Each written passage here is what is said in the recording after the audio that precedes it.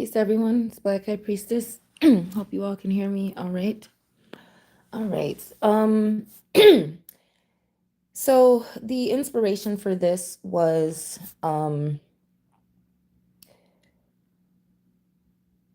a person online, a Facebook friend who talked about consistently getting into car accidents.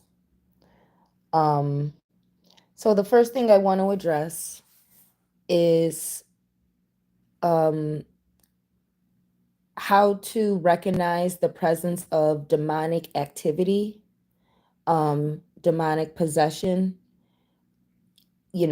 solutions, how to rid yourself, how to do exorcism for that, and answering any of your questions and just some other things that I feel like I could mention, things that, I'm learning and noticing and that I feel like can help you all going into the new year and setting your intentions. Um, when you are abnormally getting into car accidents, meaning you've gotten into 3 car accidents within a 13-month period, 3 accidents a year within a 1 year time span, something like that. Or someone, you have a friend, a close friend, or someone in your inner circle who frequently gets into car accidents. Um,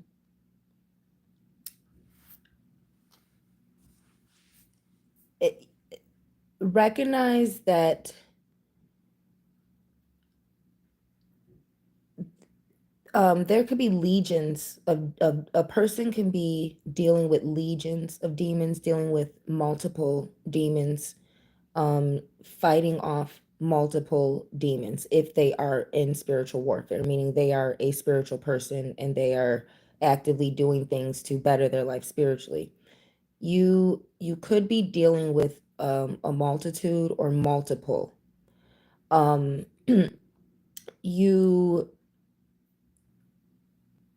um if you are making life changes or you have decided to lay down some long term, strong held beliefs, practices, or relationships, and you are doing it for a spiritual cleansing purpose, or you're doing it for a some type of healing and letting go purpose.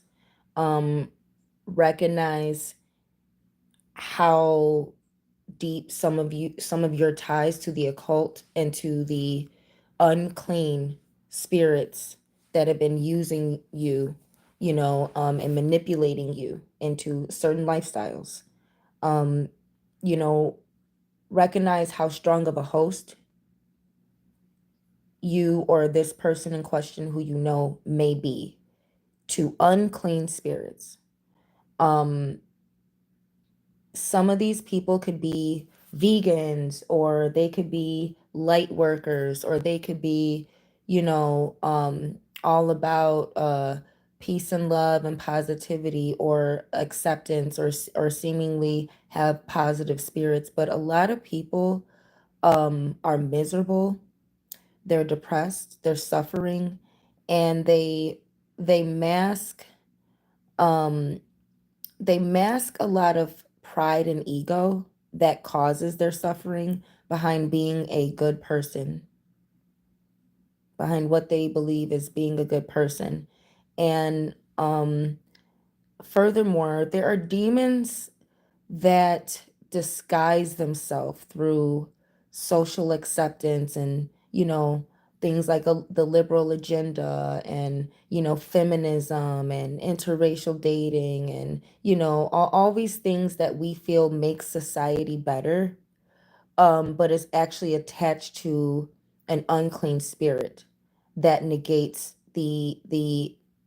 um the old world order where some more ancient powers come from, ancient ancestral forces that are not unclean, that serve as angelic guardian spirits to people, um, according to ethnicity, you know, simple as that. So, the frequent car accidents is a sign of a compilation of uncleanliness. People love playing the victim. And a person who's posting they're having frequent car accidents or frequent accidents, something bad's always happening to them 3 times a year, they need help with this, they end up homeless, they um, are going through the same situation over and over again. Um, you know, recognize that playing the victim is some people's unclean spirit. It is some people's form of manipulation. It is some people's way of feeding off of energy through playing the victim. And some people have these unclean spirits they work with or that possess them that cause them to play the victim or be the victim all the time and live a pitiful life, a life of pity, a life of feeding off of the energy of other people's pity for you. And it getting into a car accident or an accident or something, it could be spiritual, it could be chance. These things happen, but when a spiritual person or a person who is somehow enlightened or in the occult is and again, let me take that away. But again, at the end of the day, someone talking about getting into 3 car accidents within a year, that's that is more than demonic. That is showing how deep that person is entrenched in the demonic activity in their life. And if you start to visualize this person or these people, you may start to see images of them being a hoarder, them going days or weeks without showering or bathing or washing themselves. Um, them begging, behaving like behaving like a homeless person. um the way a homeless bum, sometimes who may not really be homeless but is actually being sustained through other people's pity. And these people have more money than people who are working jobs. They make more money a year than the people who are giving them that money out of pity. So I hope I'm being clear. And again, I don't know if I can see the chat. I don't see anyone saying anything yet, but yeah, comment and let me know you all can hear me okay, and that you're here so I can know that this chat thing is working. 3 car accidents, getting into multiple accidents, that is a unclean spirit of pity that person is dealing with. And you probably will recognize a pattern of these people being depressed, feeling disconnected, complaining about society and humanity and how the world is and everything. um,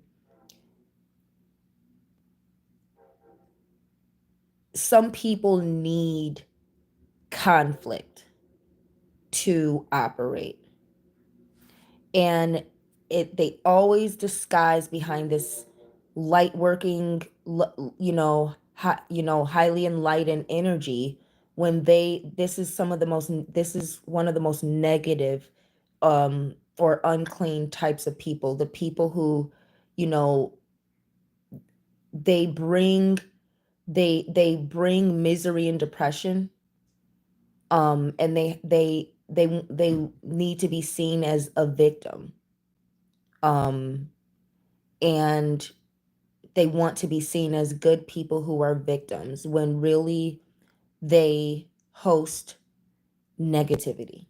They host sorrow, they host depression, they host sadness, they host misery, they host poverty, they host bad luck, They host bad omens.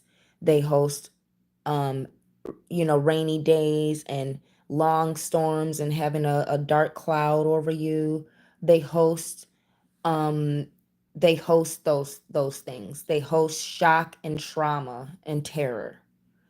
Um they host abuse and molestation and fear. Three strikes, three, think about that number three and the symbology it has in the occult. Three strikes, it's usually a gate opening or closing. It's usually meaning you're in or you're out. Three strikes is symbolic of you've won big or you lost severely, where you have no chances left, type thing. So understand they're dealing with that spirit of choice, chance, and change, which we understand as Papa Legba, Eshu Elegbara, um, Elegwa, in African spiritual uh, pantheon. But when you're dealing with the unclean spirits that are not ancestral um, guardians, as the Orisha are, or the Druids, or um, or the Nordic, every culture has their ancestral guardians. But when you're dealing with the unclean spirits that are causing someone to have consistent bad luck, a lot of times, and recognize how stubborn a lot of these individuals who this happens to, or if it's happening to you yourself, think about how stubborn you are as an individual.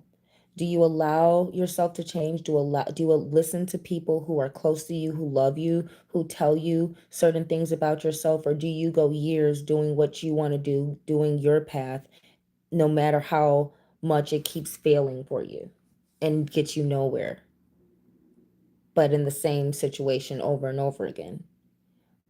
Think about why you are hosting this aspect of hell, which is repetition, repetition, repetition. That's a form of hell. It's one of the seven layers of hell. Just like there's seven layers of heaven, and earth is middle earth. Earth is the first hell, the last heaven. Um, Highest hell, lowest heaven is here, paradise, earth. Um, so I want to, and if no one has any more questions about that in particular, about what it means when someone is consistently getting into car accidents and this is happening to them, or this is a consistent excuse that they use as to why they don't have money for this, or they had to pay for that, or they're down in this way, or whatever got going on because of another car, because it was another car accident. um recognize recognize what spirits that person is hosting, and recognize how open they are to exorcism, how open they are to letting go of talking about our social circle, our inner circle. Show me five people you hang out with. Show me the five foods you eat the most. Show me the five YouTube channels you listen to most frequently. Show me the five activities you do every day.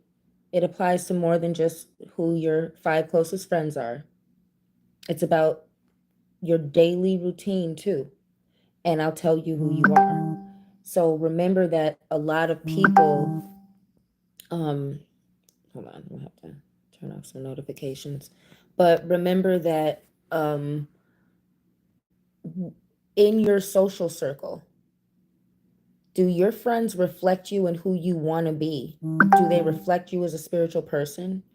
Or um, are they feeding off of your spiritual energy? Are they feeding off of your spiritual power, um, your health routine, your image, your aura, your professionalism, whatever? Are they feeding off of your social status and your character?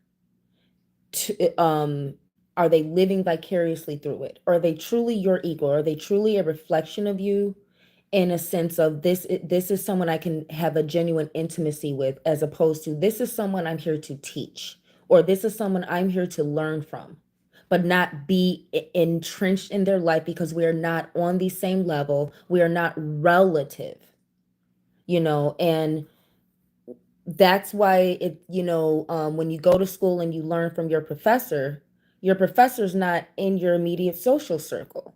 Your social circle is the people you hang out with and you have drinks with and you pray over your food with and those type of things, whatever it is. When you go to work, that's where you make money. Your boss is not necessarily in your social circle. Your boss is the person who makes sure you get paid, and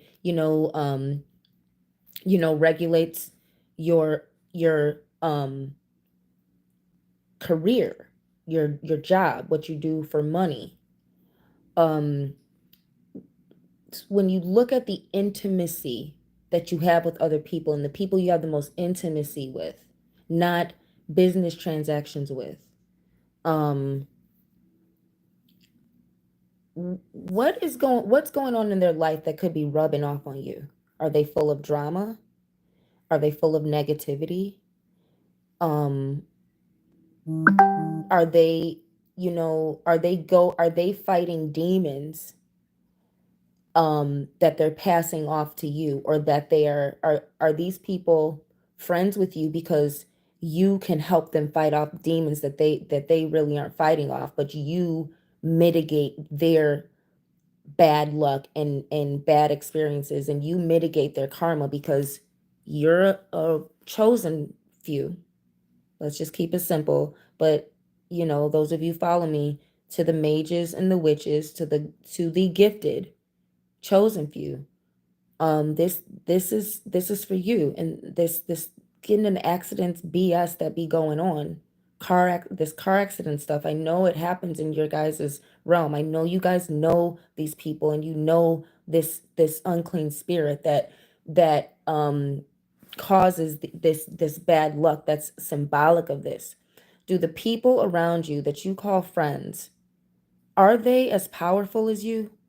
Or do they make you believe that you guys have such a great friendship because just knowing you as a bloodborne witch or mage keeps their bad luck away, causes you to bring to causes their bad luck and their unclean spirits to be attracted to you and your light, and pass over their dimness, even though they may be hosting it?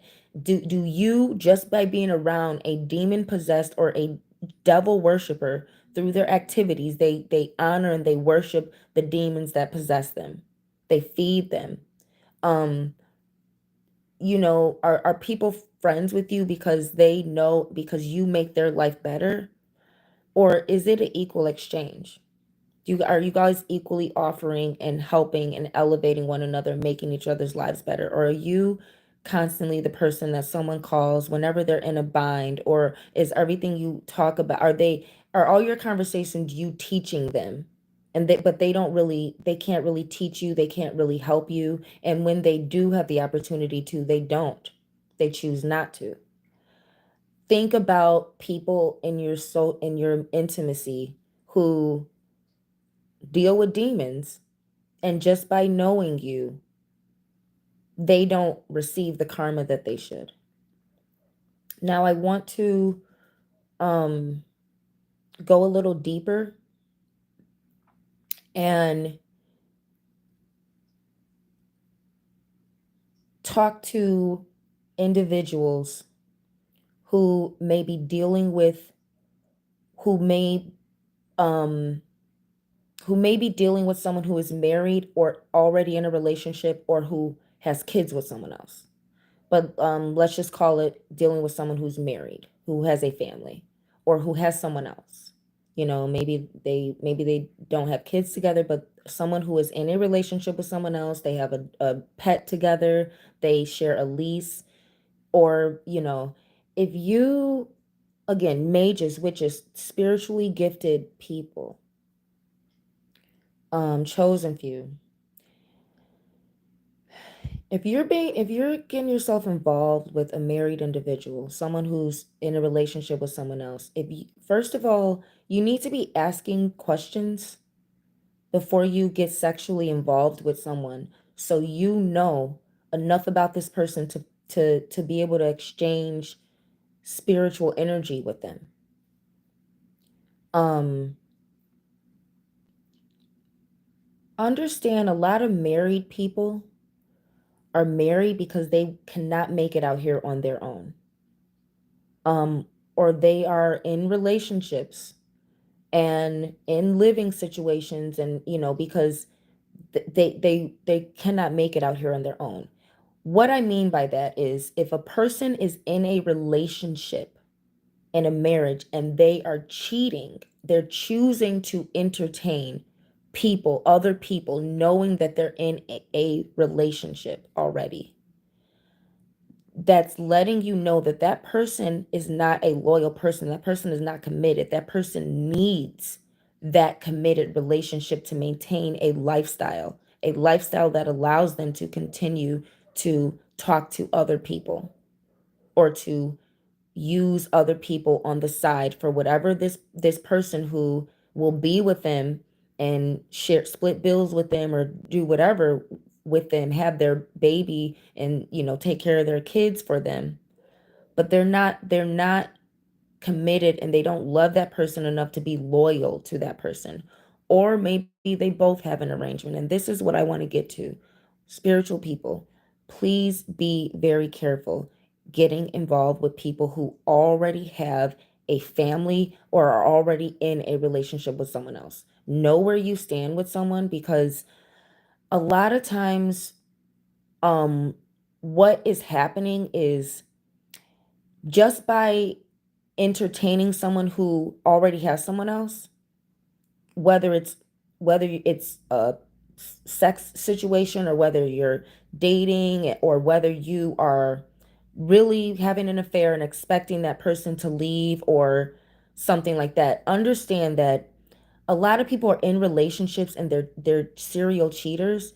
They need that relationship, and they're in an incubus succubus relationship. A lot of times they are enslaved, chained spiritually to somebody. They may want to leave, but spiritually they can't break that chain, that tie, that demon keeping them to whoever they're with, tied to, maybe through a baby, most of the time if you're dealing with black people. But sometimes sometimes it's money, or whatever. People are tied spiritually. You entertain someone who's in a relationship, a lot of times you could be helping their relationship get better. They are not their intention, they don't love you or care about you. they you're helping them feed their incubus or their succubus that sustains their lifestyle. Um so again, spiritual people, look at who you're dealing with, look at who you're involved with, and look at the bad luck that they have, and whether or not you're simply just taking on someone's bad luck for free, just by them being a friend, or being a lover, or being a sneaky link, or being, whatever. Spiritual people do not be out here operating like average humans with no gifts, with no spiritual gifts, because they will disguise themselves as someone who likes you and someone who loves you, when all you're doing is you're allowing a legion of demons into your life under the guise of friendship. This includes your lovers who claim to be your friends. Do and So again, the three having three car accidents, and looking at who is in your social circle, and whose bad karma you're magnetizing toward you, just by allowing someone to be in your life. um when Recognize, if what some things that happen to you are happening to your best friends. um you know recognize, are your blessings going to these people who are your friends and missing over you? And you're taking your friend's bad karma and they're taking your blessings. And you're the gifted spiritual person and they're the demon possessed person. Your life is not going a certain way. Maybe you're getting in car accidents all the time or something of the like, things breaking in your home all the time, which is not necessarily a bad thing in the occult. But you get what I'm saying. You're getting sick or having a broken, you're going to the hospital, broken bones, broken, accidents. Um, it, Again, a person being a devil worshiper or a person secretly doing witchcraft or devil worship to get what they want out of life or to be able to win the lottery, win the love of that person they have a crush on, get the job that they want. Um, Everyone doesn't talk about it. A lot of people do these things in secret, and you're close and you're intimate and you're friends with people who have these secret activities going on. That's no different than getting involved with a married person. When you're dealing with a friend who's got a secret relationship with Satan, just like you're dealing with a man or a woman who's in a relationship with someone else and they come to you, they use you for the resources you have that you have on your own because you're powerful, and they bring that back to this person that they don't love because they're cheating, right? Understand incubus and succubus. Understand how a person can act like your friend. All they want is your resources to feed who they really love or who they really worship, which is the person that they're tied to. Spiritual people never, ever try to interfere spiritually with someone who is already married, already has kids, or already in a relationship with someone else. What do I mean by that? You want to get involved with them, fine, but don't do craft to break someone up.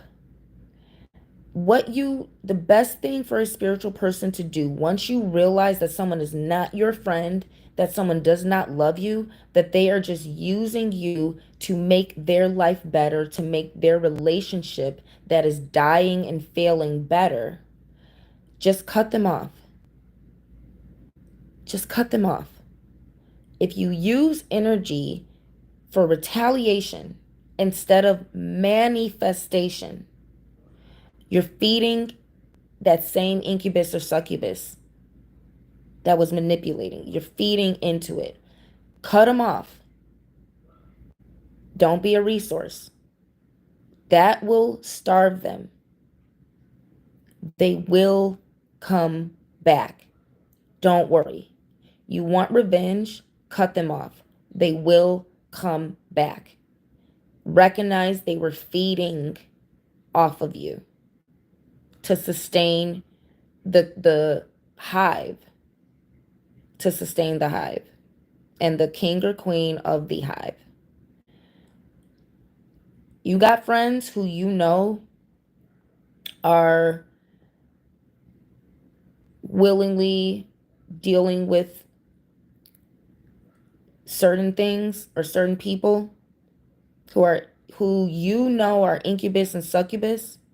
Again, think of how stubborn that friend is. Have you tried to let your friend know this is not good for you? And have they ignored it? Have they rejected your guidance that came from a place of love? Are you the one being stubborn? Because what often comes with these spirits of pity is the stubbornness to not listen to the people that love you the most, that want to help. You notice somebody is stubborn and not letting go of their demons or not letting go of something that is genuinely not benefiting them. You want to deal with something where you're breaking even, you can do without it. If you're just breaking even, you can do without it. Um, you know, but you really want something that is benefiting you and that you can get the joy and the pleasure of also giving and being of benefit to. That's a good evenly yoked relationship. If someone is involved in something or something that's genuinely not benefiting them in a way that they can't already do on their own by themselves, and they're too stubborn to let go of dead weight in their life so they can move ahead, move forward, move out of this cloud of bad luck and bad omen and demonic activity, unclean spiritual activity around them. If the person is too stubborn to simply let go of the ties that bind, you must let go. You must let go. This is something that is the hard that's I'm noticing is very hard for people right now as we move into the last days, as we move into the singularity, as we move into these changes. A society governed by AI, artificial intelligence, and everything is a program. Whatever you want to call it, the Matrix, whatever, Armageddon, whatever. As we move into this, um, really look at your life as spiritual people. Look at your life. Look at your ties. Um, look at look at the thing. Look at the things and people you need to let go of, and don't let history necessarily play a role in your decision making as to whether or not something is good for you, bad for you in the present, and it's something you need to cut off. The moment someone makes you uncomfortable, switches up on you, or shows you that they are dangerous, they're perilous, or they're hazardous to your future, your well being, your path, your goals, you need to be okay with letting it go and having the freedom and not looking at freedom from a legion of unclean spirits as loneliness or um I'm alone or I'm lonely or I don't have friends or I'm single and there's nothing wrong with being single and child free, but don't look at what you don't have as something negative. Understand what you don't have gives you freedom to get what you want and what you desire, and it gives you the freedom and clarity to manifest. When you are around a bunch of people who will let anything and everything in their life, who are fixated, on and who are stubborn and fixated on feeding their demons instead of genuinely healing. And healing looks like you not doing the same thing, not having the same addiction, not dealing with the same person, and not caring. Healing is not you made it through 1 month, but the next month you're right back drinking, smoking, gambling, sleeping with a person who doesn't love you. Um Healing also is not, revenge and bitterness and, I'm checking my ex's profile, you know, still, or, healing is you have healed from the addiction and you no longer crave what is bad for you. You have lost that craving. Healing can sometimes look like I no longer desire this person now that they have shown me who they are. I no longer desire to eat this food because it made me sick. I no longer desire to indulge in this habit because it made me sick. I no longer have a desire to be sick. That's being healed. Craving what makes you sick, craving the feeling of being sick, craving the people who make you sick is not healing.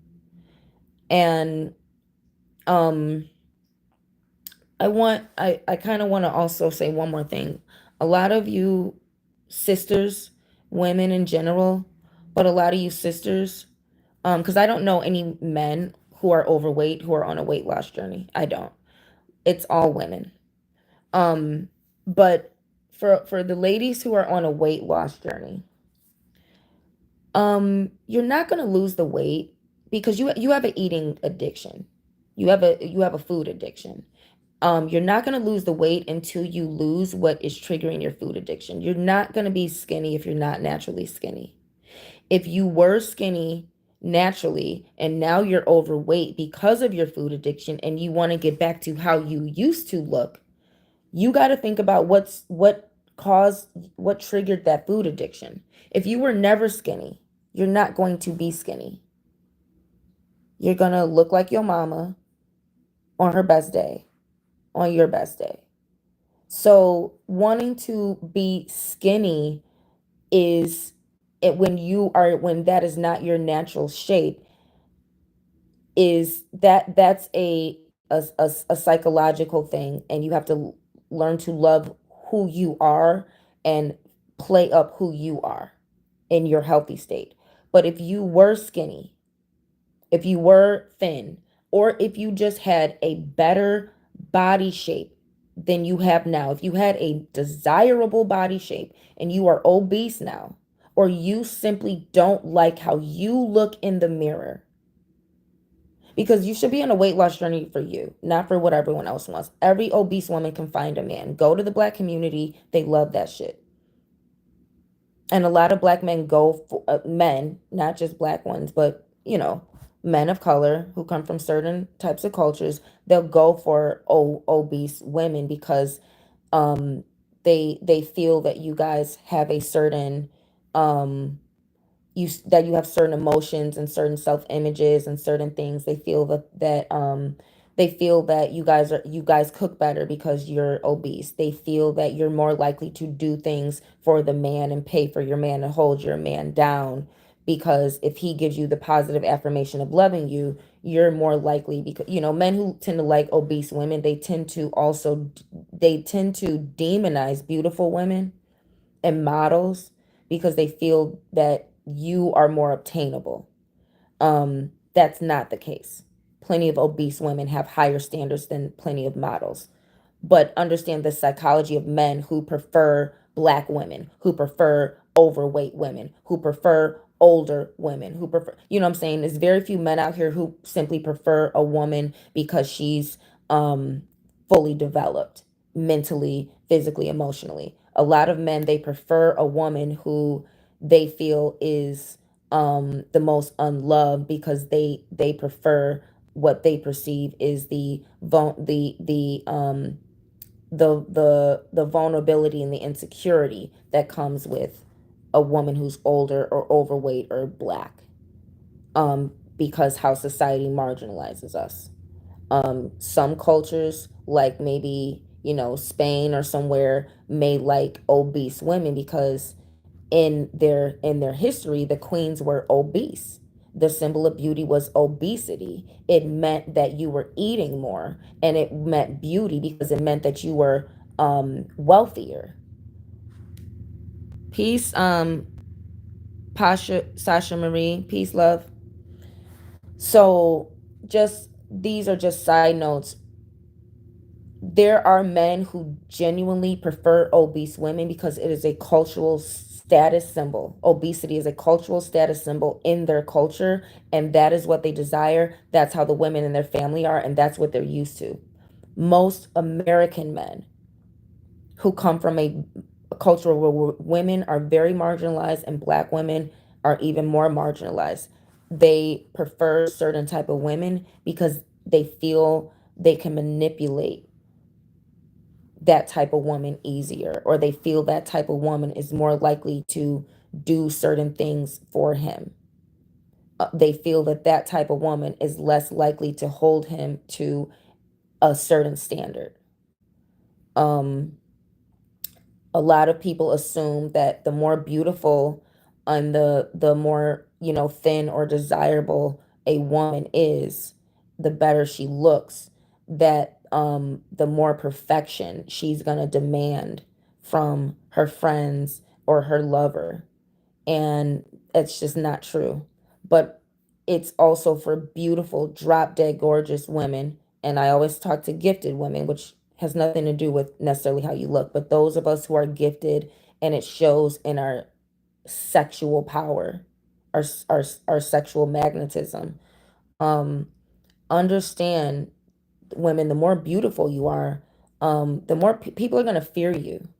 They're going to judge you harshly, and they are either going to worship you, or they are going to ignore you and act like you're not there, so they don't have to acknowledge a standard or look. So when you're drop dead gorgeous, when someone ignores you, that's them ignoring the mirror. That's them saying, I don't like what I look like, so I'm going to ignore you because you're a reflection. You're a standard, and I don't like what I look like, so I'm going to ignore you the way I ignore the mirror, or the way I ignore the scale every morning when I'm overweight. So back to the thing of women, especially sisters who are on your weight loss journey. Um, you're not going to lose the weight until you lose the trigger. It's clear you don't diet, you don't know how to diet, you don't have an exercise routine. You were not raised and groomed to to let your skinniness and your physical beauty be a power to you. You were probably raised in the Black community where no one held you accountable for your weight. So don't think that in your adulthood, after decades, if not at least one decade, don't think after decades of obesity and bad eating habits that make you overweight, and positive affirmations from all the Black people around you, white women too. Y'all know y'all go around Black people to get positive affirmations for being obese. But you will never get in the white community unless you're around liberals with pink hair and tattoos. Um, not like the rock ones who still may have some like white supremacy or like some survival skills, and like the liberals who are like the gay people who will accept anyone for who they are.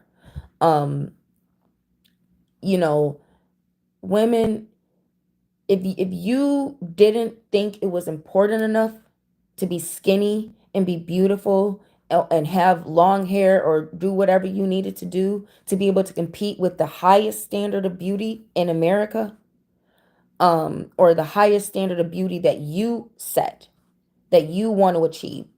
If you didn't live your life achieving the highest standard of beauty that you could achieve, like beautiful women do, don't think it's going to happen overnight. You're going to get rid of your food addiction by getting rid of what triggers it, which may be your husband that you don't leave because realistically you don't have any skills to be able to pay the full rent that single women pay without a man helping us.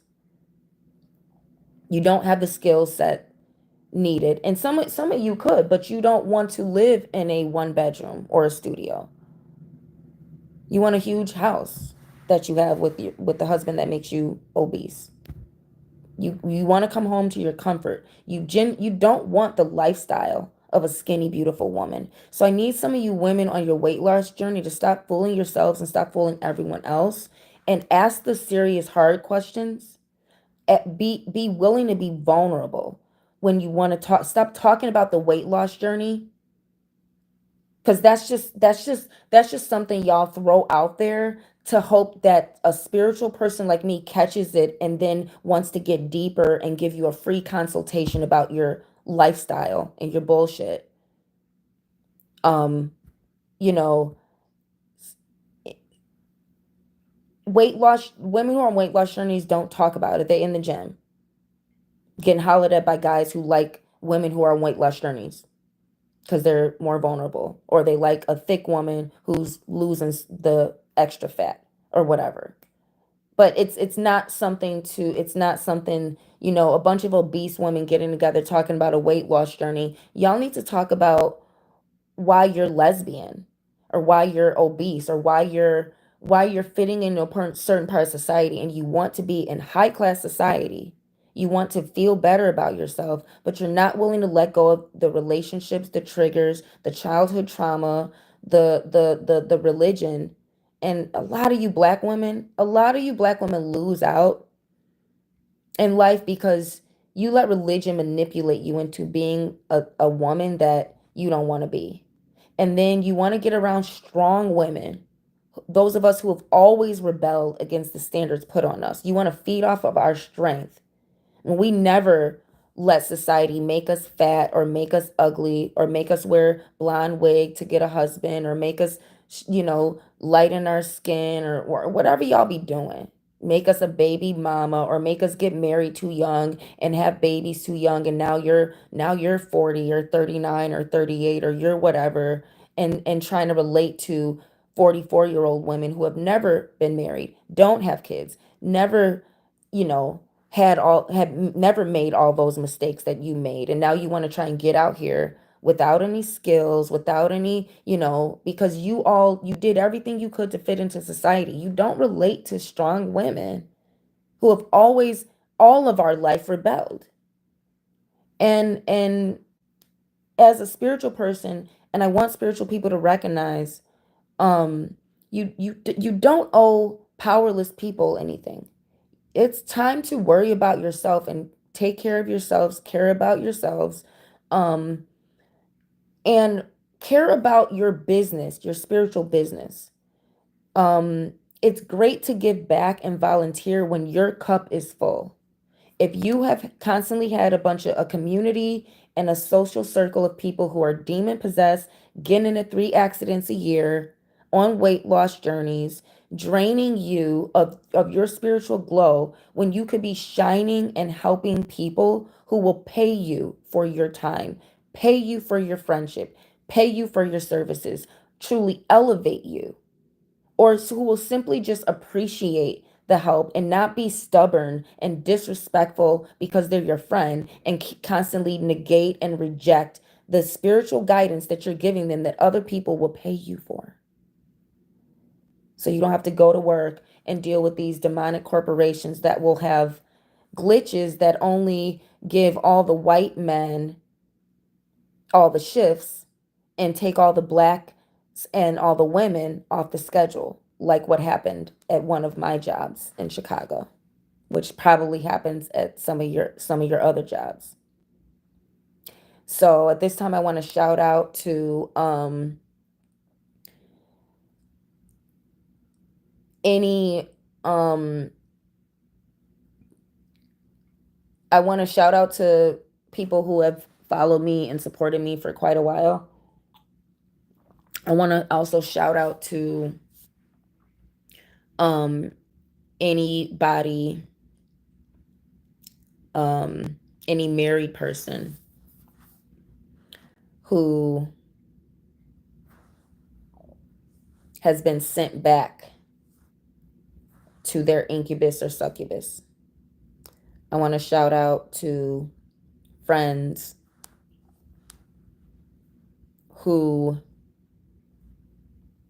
um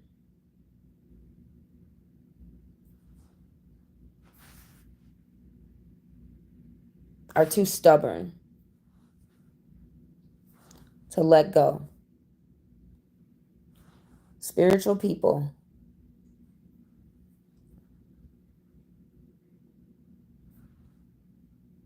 you're not spiritual if you let something like someone getting into 3 car accidents a year slide, and you act like an exorcism is not needed.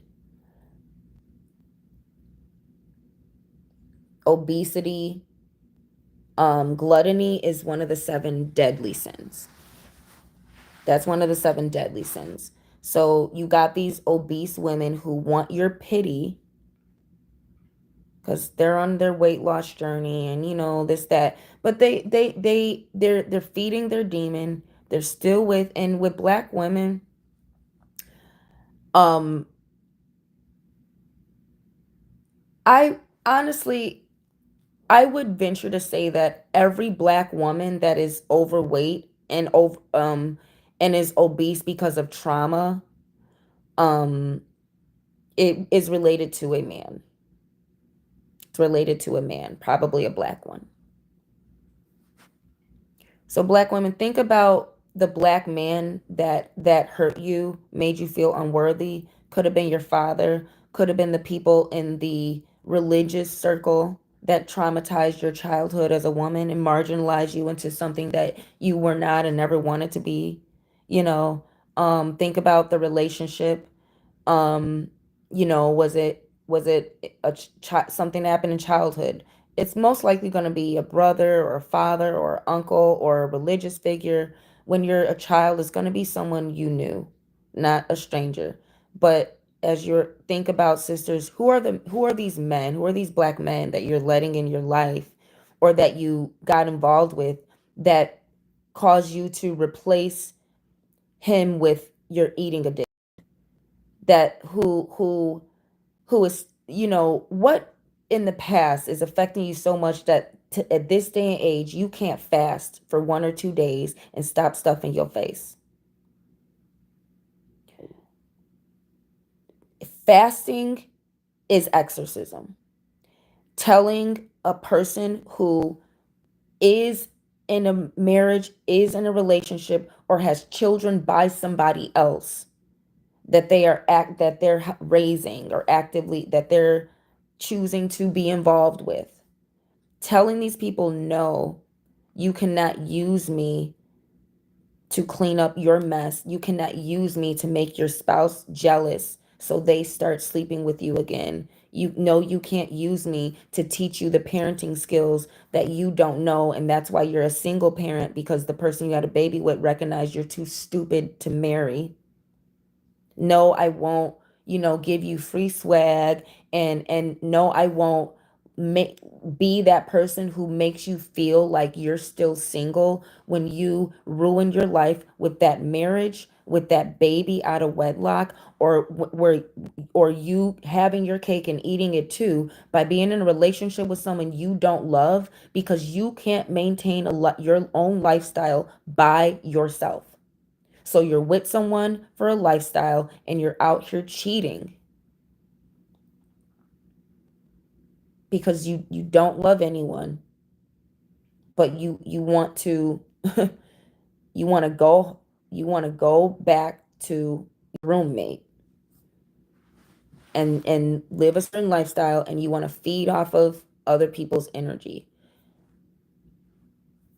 If you want to stop using food as a way to alleviate, um really, a lot of you Black women who are overweight, and women, women in general, but again, if you're overweight because of a food addiction, um a lot of you don't want to let go of the trauma because you have some sense of pride. You're still playing back that trauma every day because you just can't accept that it happened to you. Let it go. You're not that special. And a lot of y'all, you're letting your pride and your bitterness and the fact that you just can't believe that it was so bad and happened to you, you're letting that person win. And at the end of the day, when you see somebody who is so fixated on the past, fixated on someone who don't like them, don't care about them, see them suffer, is so fixated, it's just so fixated on their pain, on something that happened so long ago, to where to this day right now they can't choose to fast for 1 day, for one full 12-hour 24-hour day. You just drink some water, just drink some tea, don't eat nothing, and learn how to do that at least once a week. You know what I mean? It, like, eating ain't that serious. And that can go for any addiction. If you can just say, you know what, I don't need this right now. I can choose not to feel that pain that I felt when I was molested, when I was rejected, when I was left with a baby, when I was whatever. Let it go. Half of you black women, you made a decision, it didn't work out for you. Let it go. You're not the first woman that's been raped. You're not the first woman that was touched too young. You're not the first woman whose mother don't love you because she was bitter because she was left to raise you. Black women, y'all need to let go of your pride if you want to lose your weight. Because what y'all really turned around is your pride and your ego and the fact that you can't stand it happen to you and you don't really want to let it go. And a lot of you black women, you are not strong enough to be as skinny as you want to be. You're not strong enough to be a beautiful model.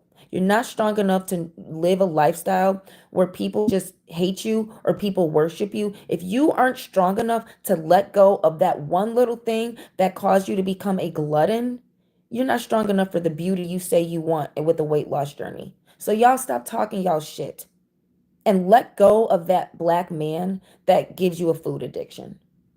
And that's what your girlfriends are not telling y'all, obviously. And if they are, you aren't listening and you're getting into 3 car accidents a year.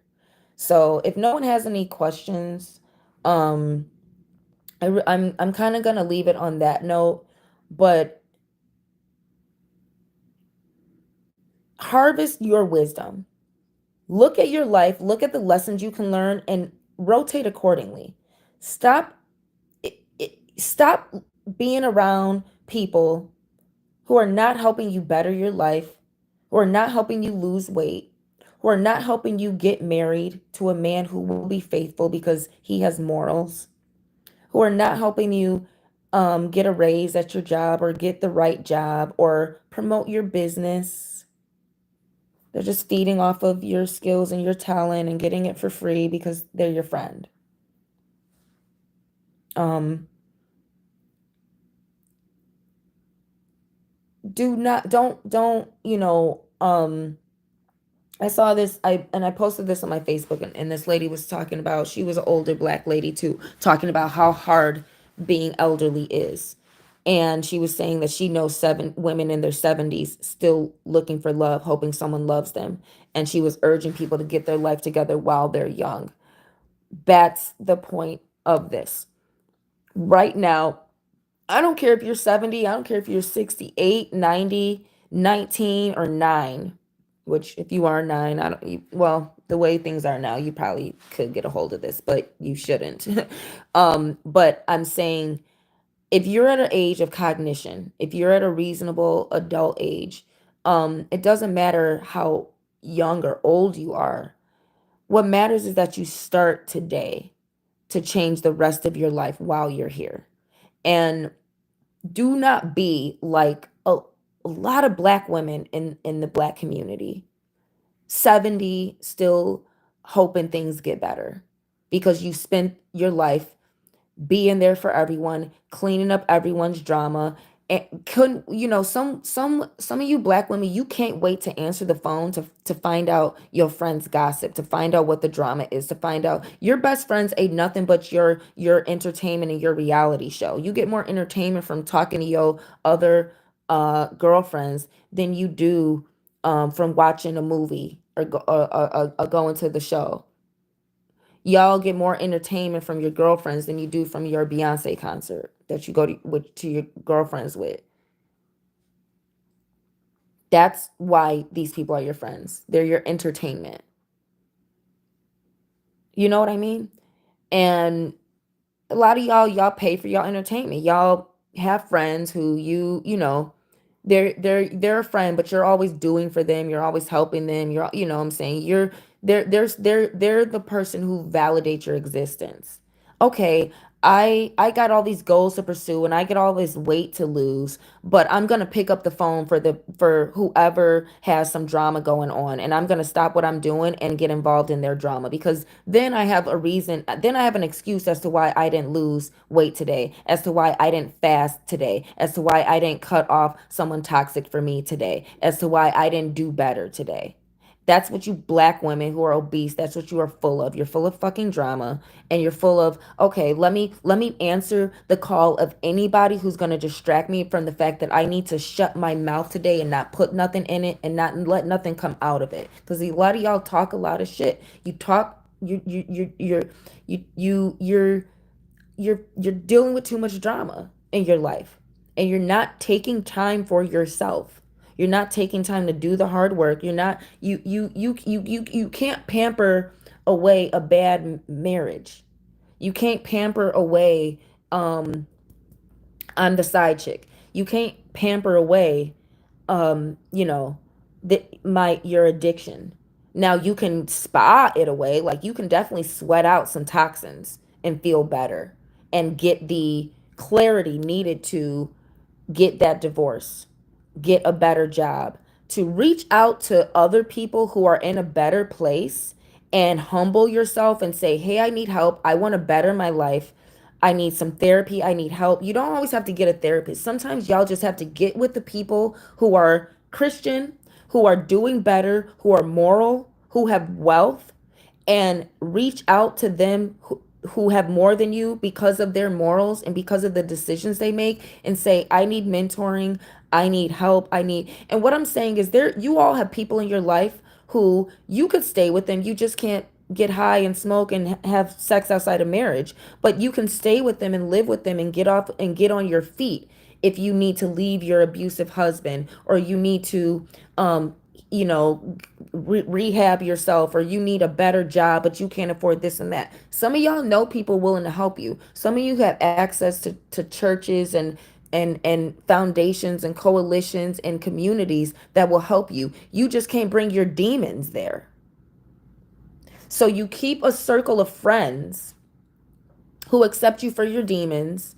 And what I'm trying to say is, when you really are ready to heal, you will let go of the triggers in your life. You will let go of the family, friends, and lovers who are keeping you addicted to things that are keeping you in lust, gluttony, sloth, pride, envy, wrath.